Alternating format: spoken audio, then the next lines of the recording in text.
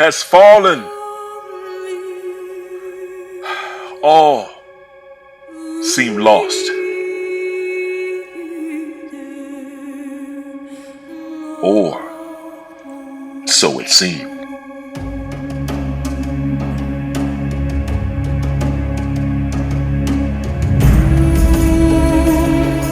The children of Judah had indeed been sent into slavery and sent to the shores of West Africa, as the following reference reads. And it reads, large numbers of Jews were expelled from Portugal and taken to the coast of southern Guinea, which is the coast of West Africa. And let's not forget that these Jews were indeed called Black or Negro Portuguese, as the following reference reads. And it reads, King John II in 1492 expelled all the Jews to the island of St. Thomas, which had been discovered in 1471, into other Portuguese settlements on the continent of Africa. And from these banished Jews, the Black Portuguese, or the Negro Portuguese, as they are called. And once placed on the west coast of Africa, these Negro Portuguese were sold into slavery, where it reads, during the flourishing days of the slave trade, from 16 to 18,000 were annually transported from Ajuda, as the Portuguese called this place.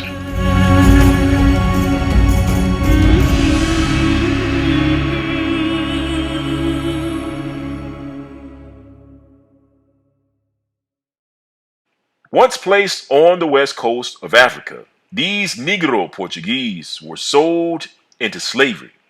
As the reference reads, it reads that the said king sold all those Jews for slaves. But why and how did this happen? How did the children of Judah fall so low?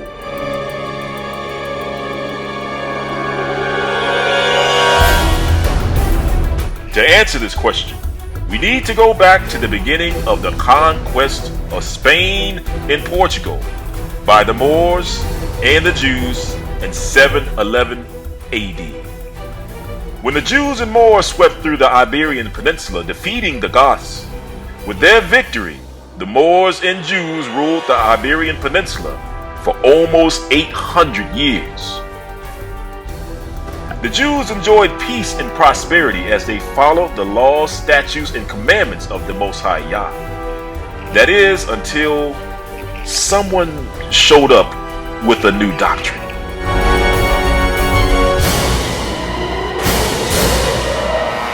Congratulations on your victory. And now, let me teach you about the Talmud. Let me teach you how to worship Hashem, my brother. Who was this shadowy figure pushing the doctrine of the Talmud?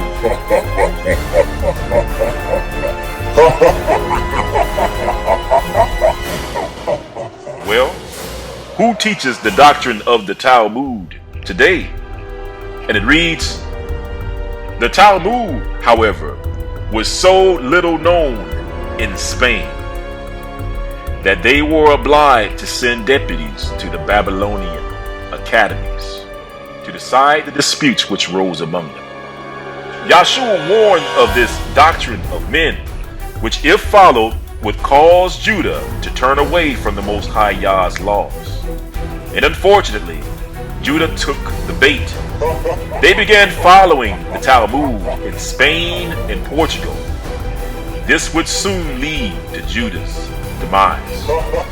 And it reads, and he said unto them, and full well you reject the commandment of Yah, that you may keep your own tradition. The interval of tranquility which the Jews enjoyed was about the middle of the 11th century, disturbed by an unfortunate event. Joseph Halalevi a learned and zealous rabbi, assisted by the Arabic version of the Talmud. The Jews began to be persecuted by the Moors and eventually persecuted by the church. Now keep in mind that the church during this time isn't the church or assembly found in the Bible or in the New Testament. This was a new Gentile-led church.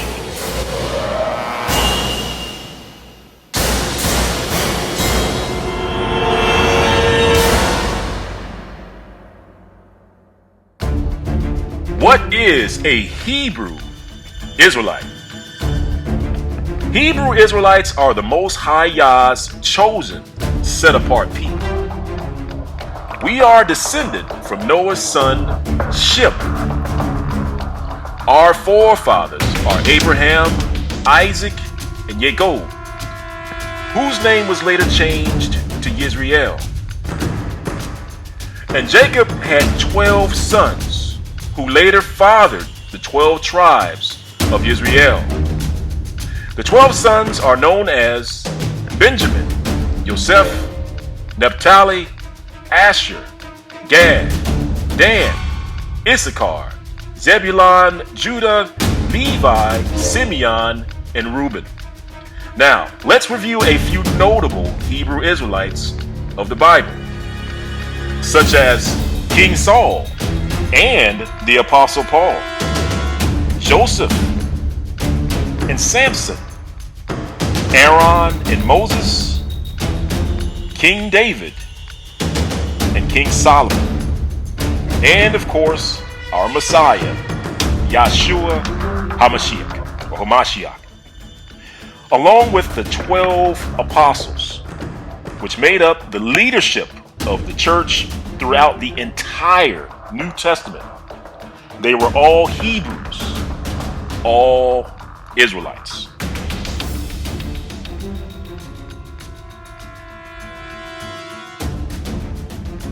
And regarding Yahshua, Hebrews chapter 7 verse 14 reads, "For it is evident that our Hamashiach, our Messiah, sprang out of Judah, of which tribe Moshe spake nothing concerning the priesthood."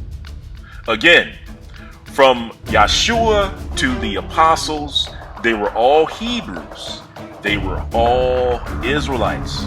In fact, throughout the entire New Testament, the leadership team, the head leadership team of the church consisted solely of Hebrews and of Israelites. It wasn't until the 4th century when the leadership team of the church changed dramatically to something never before seen in both the Old or New Testament. In the 4th century, after the death of the Messiah, we have a Roman emperor, Emperor Constantine, become the head or the leadership of the church. For the first time ever, we have a Roman Gentile seated at the head of the church, along with Roman bishops.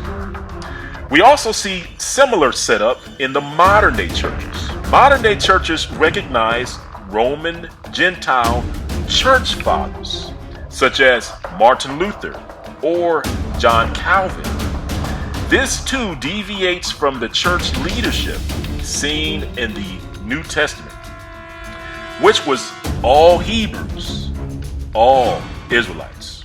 Once in power, we see these two Roman Gentile-led churches openly persecute the Hebrews and the Israelites. In other words, after the Roman Gentiles took over the leadership of the church, the Roman Gentile-led church openly persecuted and enslaved and killed the children of Israel.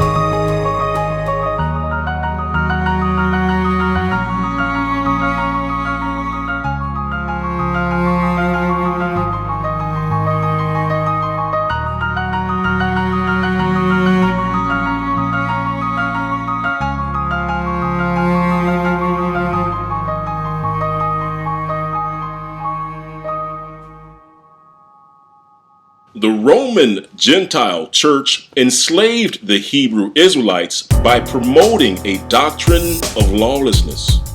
The Roman Gentile church taught the children of Israel that they were free from the law, that they no longer had to follow the laws, statutes, and commandments of the Most High Yah, all while enslaving them. The law you don't read. Yeshua said, lay them sins on me, no need to do it. Now be free. Now put your shackles on your hands and your feet and your neck, son. You don't need. Yeshua said, lay them sins on me, no need to do it. Now be free. Now put your shackles on your hands and your feet and your neck, son. Be free. Be free. Do you be free? Be free of the law. Be free of the law. Now put your shackles on your hands and your feet and your neck, son. Be free. Be free. No work. Be free. Be free of the law. Be free of the law. And put your shackles on your hands and your feet and your neck. The law you don't need. Yeshua said, lay them sins on me, no need to do it. Now be free. Then put your shackles on your hands and your feet and your neck, son. You don't need. Yeshua said, lay them sins on me, to be free. Now be free. Then put your shackles on your hands and your feet and your neck, son. Be free, be free, big man. Be free, be free, be free. Then put your shackles on your hands and your feet and your neck, son. The law you don't read. Yeshua said, lay them sins on me, no need to do it. Now be free. Now put these shackles on your hands and your feet and your neck, son. You don't need. Yeshua said, lay them sins on me, no need to do it. Now be free. Now put them shackles on your hands and your feet and your neck, son. Be free. Be free. Be free. Then put these shackles on your hands and your feet and your neck, son. Be free. Be free. Be free. Be free. Be free.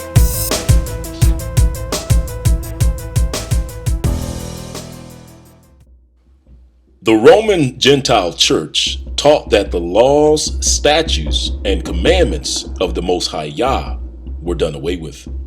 They also taught that the Hebrew Israelites were done away with, all while actively attempting to do away with the Hebrew Israelites through slavery and persecution. And finally, the Roman Gentile church attempted to change the name of the Messiah, changing it from Yeshua to Jesus or Jesus. Again, this wasn't done by the Jews nor the Greeks in the New Testament. This was done years later under the direction of the Roman Gentile church. And it reads, divine prophecy declares that the Jews shall continue a distinct people scattered among the Gentiles until the conversion of Israel to the Messiah, while they yet shall endure persecution. The Roman Catholics, ignorant of the nature of the Gospels, have endeavored wholly to destroy this people or to compel them to profess the Christian faith.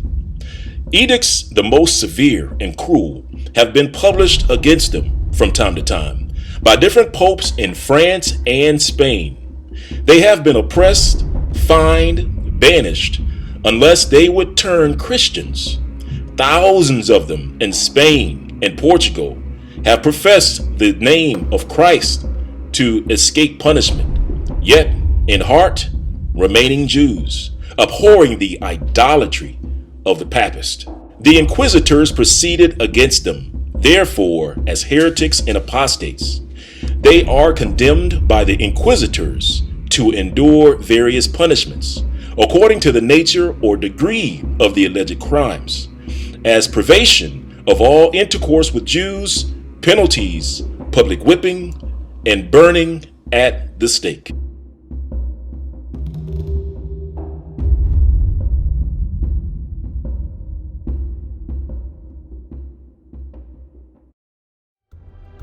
The nation of the Jews, after the destruction of the city and temple of Jerusalem, were brought into miserable bondage and captivity, and dispersed throughout the whole world. But being impatient of their miseries, they have often taken up arms and endeavored to assert their liberties. But having been subdued by most grievous slaughters, they have at length laid down their fierceness, and are forced to bear the yoke.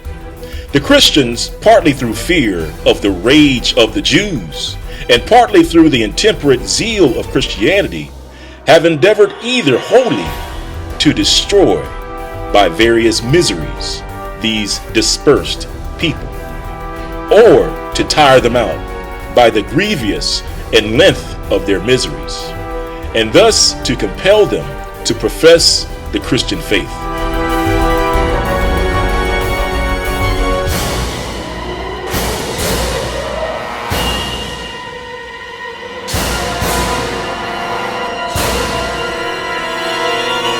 Upon this account, various edicts have at different times proceeded against the Jews.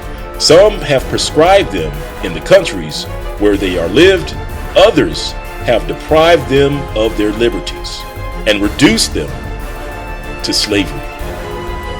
Others have stripped them of these advantages and privileges which their other subjects have enjoyed, that by these means they might at length be wholly extinguished or wearied out by the miseries they endured for their Judaism, renounce it and embrace the Christian religion. Very severe edicts have been made against them, especially in Spain, where a very large number of them dwelt, and were thought to endanger the safety of the kingdom. Who exactly were these Jews who were sent into captivity to the four corners of the earth? The scripture specifically tells us it was the children of Judah who would go into slavery. Now, taking a closer look at the circumstances, we see why it had to be the children, as the prophets prophesied. You see, the parents of the children of Judah who refused Roman Christianity, they resisted and were willing to die for the laws, statutes, and commandments of the Most High Yah. They were willing to destroy their own lives and destroy the lives of their children to prevent them from becoming lawless. And it reads, many parents smothered their children in the last farewell embrace, or threw them into wells and rivers and then killed themselves. I have seen with my own eyes, writes the noble Catalino, how a father, his head covered with pain and grief, accompanied his son to the baptismal font and called on the all-knowing as witness that day. The father and son wished to die together as confessors of the Mosaic faith. I have seen many more terrible things that were done to them. You see, the parents of these Jews were brave and valiant men. They would not make good slaves. However, if the hearts and minds of the parents of Judah could not be turned to be lawless, then the only other logical choice would be to convert the children. To accomplish this evil plan, the Roman Gentile church took all the children of Judah from the age of 25 years and younger to be raised as Roman Christian Gentiles. And it reads, the king had the crime committed on Sunday, the first day of Passover, March 19th. Jews up to the age of 25 years were taken. You see, the Roman Gentile church separated the children from their parents, placed them in the care of Roman Gentile church members called godfathers or godparents, who taught them the doctrine of Roman Christianity and eventually taught them to be slaves. And it reads, "Those who remained after the expiration of 8 months were made slaves and sold or given to those of Portuguese nobility who cared to take their pick from them." 1493. King John went still further in his cruel dealings with the unhappy Spanish Jews. The children from 3 to 10 of age, whose parents had become slaves, he ordered to be transported by sea to the newly discovered St. Thomas or Lost Islands, there to be reared in the tenets of Christianity. Now, as these Jews were shipped to the west coast of Africa, it's important to note that these Jews retained their names. For example, the Jews in Spain and Portugal, their names were Isaac, Joseph, David, Judah, and Abraham. And when we take a look at the transatlantic slave trade database, a database which contains the names of the slaves that were actually on the ships, we find slaves with the names of David, Judah, Abraham, Isaac, and Joseph, matching the names of the Jews in Spain and Portugal. And in addition to these Jews, we also find the names of Israelites in the transatlantic slave trade database. You see, Israelites have a habit of including the Most High's name, Yah, in their name. And we can find this in the prophets like Isaiah, Obadiah, Zechariah. Each has Yah at the end of their name. And likewise, when we look at the transatlantic slave trade database, we see many slaves with the name Yah at the end of their name. And likewise, we see slaves with El on the last part of their name. Just like in the Bible where we have Joel, Daniel, Ezekiel. We also find slaves with El on the last part of their names. The children of Judah that were taken to the west coast of Africa and loaded onto the slave ships were reprogrammed by the Roman Gentile Church to accept the Roman Gentile version of Christianity, a version in which the Roman Gentiles were the leaders of the church and the children of Israel were done away with, a version in which these children were made slaves of the Roman Gentile Church.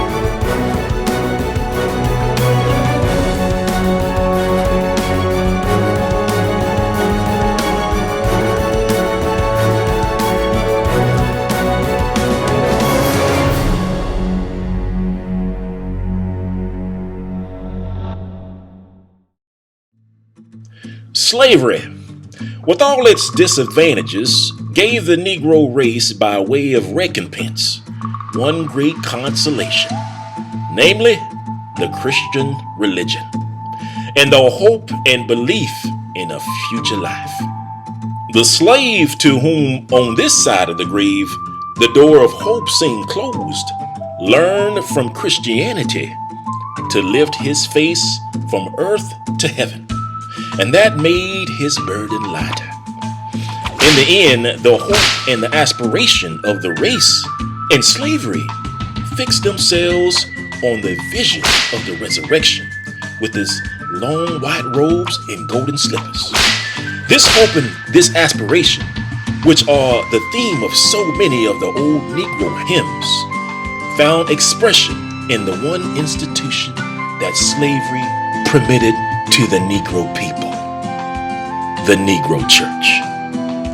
It was natural and inevitable that the Negro Church, coming into existence as it did under slavery, should be permitted the religious life of the Negro to express itself in ways almost wholly detached from morality. There was little in slavery to encourage the sense of personal responsibility. And it reads, in the Methodist, Baptist, Presbyterian, and Episcopal churches, the colored people during the service sit in a particular part of the house, now generally known as the Negro pew. They are not permitted to sit in any other, nor hire or purchase pews as other people, nor would they be permitted to sit, even if invited in the pews of white persons.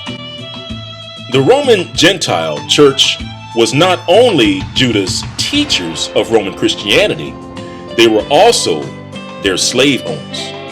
And it reads, there are in the United States about 2,487,113 slaves and 386,069 free people of color.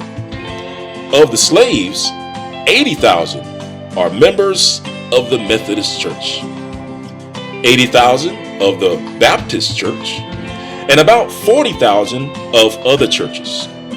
These church members have no exemption from being sold by their owners as other slaves are. Instances are not rare, in other words, it's common for slave-holding members of churches selling slaves who are members of the same church with themselves. And members of churches have followed the business of slave auctioneers.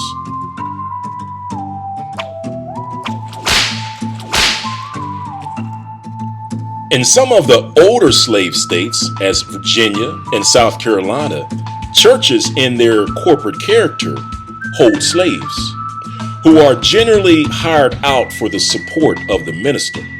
The following is taken from the Charleston Courier of February 12, 1835, and reads, on Tuesday the 17th instant will be sold at the north of the exchange at 10 o'clock. A prime gang of 10 Negroes, accustomed to the culture of cotton and provisions, belonging to the Independent Church in Christ Church Parish.